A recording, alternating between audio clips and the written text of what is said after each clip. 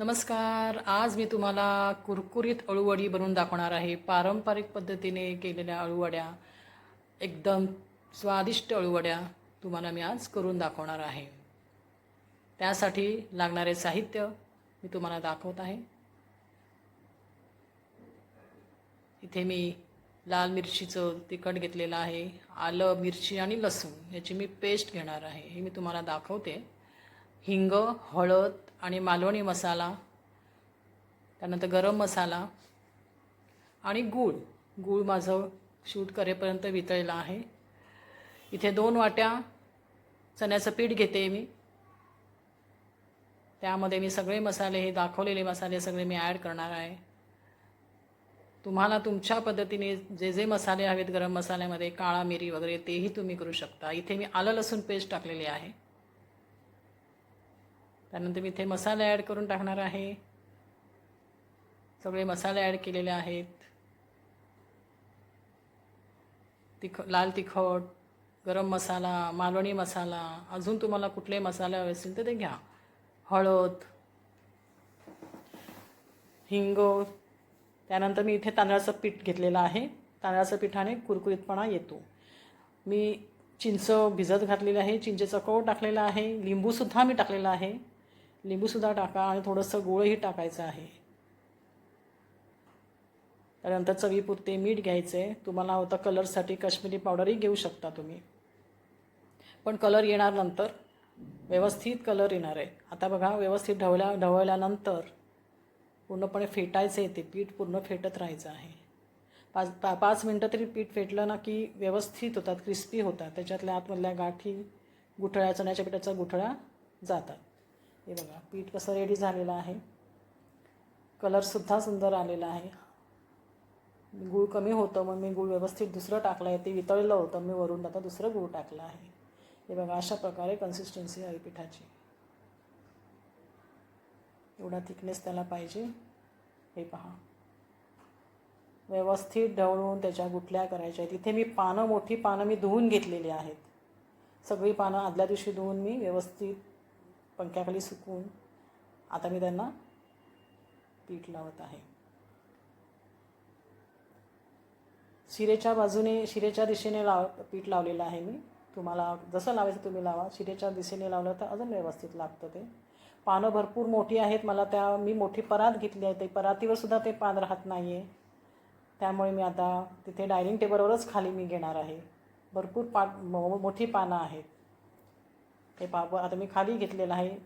आता तो dining table मी साफ करणार आहे टेबल, पण आता मला नाईलाज आहे. तुम्हाला दाखवायसाठी मला आता व्यवस्थित, हे बघा, अशा प्रकारे पानं मी घेतलेले आहेत.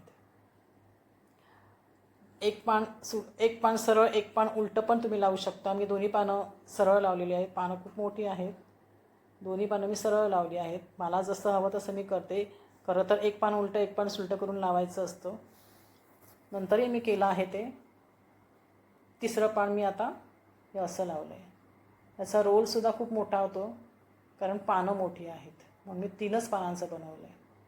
इथे मी साईडला पीठ नाही लावलेलं आहे. हा रोल मी असा बनवला आहे. खूप रोल मोठा झालेला आहे. 12 इंचच्या वरती हा रोल झालेला आहे. त्यामुळे मी उकडताना याचे 2 तुकडे केलेले आहेत. असे 2 रोल बनले आहेत माझे. आता मी दुसरा रोलसुद्धा तुम्हाला दाखवते बनवून. हा बघा, हा एक रोल झालेला आहे. तो मी आता उकडायला टाकणार आहे. आता मी दुसरा रोलसुद्धा तुम्हाला व्यवस्थित दाखवते. बघा, 6-7 पानं होती माझ्याकडे. याप्रमाणे मी व्यवस्थित त्याला पीठ लावते. हे पान मी आता उलटं घेतलेलं आहे. त्याच्यानंतर तुकडे होते पानाचे झालेले धुताना, ते सुद्धा मी घेतले. आता इथे मी याचे साईड्स मी फोल्ड करते. साईड्स फोल्ड केल्यानंतर त्यालासुद्धा मी पीठ लावलेलं आहे. पहिली अळूवडी फोल्ड केली, त्याला मी साईडला पीठ लावलं नव्हतं. याला मी पीठ लावलं आहे. म्हणजे 2 प्रकारे तुम्ही करू शकता. अशा प्रकारे मी हाही रोल फोल्ड केला आहे. प्रत्येक रोलला पीठसुद्धा जास्त झालेलं होतं, त्यामुळे प्रत्येक फोल्डला मी लावलेला आहे. अशा प्रकारे 2 रोल झाले. 2 रोलचे 2 तुकडे केले, 4 तुकडे झाले आणि मी याच्यात भरपूर मोठे तुकडे आहेत. हेही अशा प्रकारे माझ्या अळूवड्या झालेल्या आहेत. आता मी इथे तुम्हाला कट करून दाखवते. बघा, हे फ्रीजमध्ये ठेवायचं आहे. फ्रीजमध्ये ठेवल्यानंतर कटसुद्धा चांगले येतात आणि अळूवडी व्यवस्थित सेट होते. हे बघा, अशा प्रकारे हे कट्स करायचे आहेत. अळूवडीला फ्रीजमध्ये ठेवल्यानंतर त्याला व्यवस्थित सेट झाल्यानंतर त्या व्यवस्थित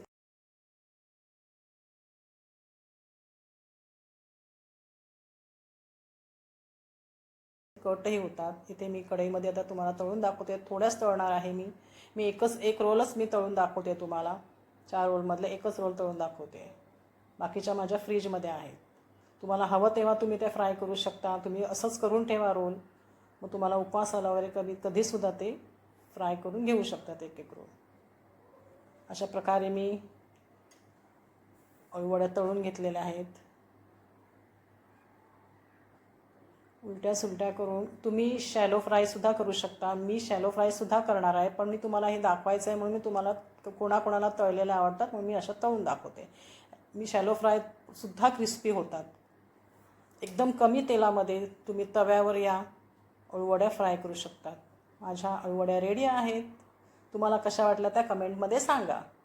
धन्यवाद.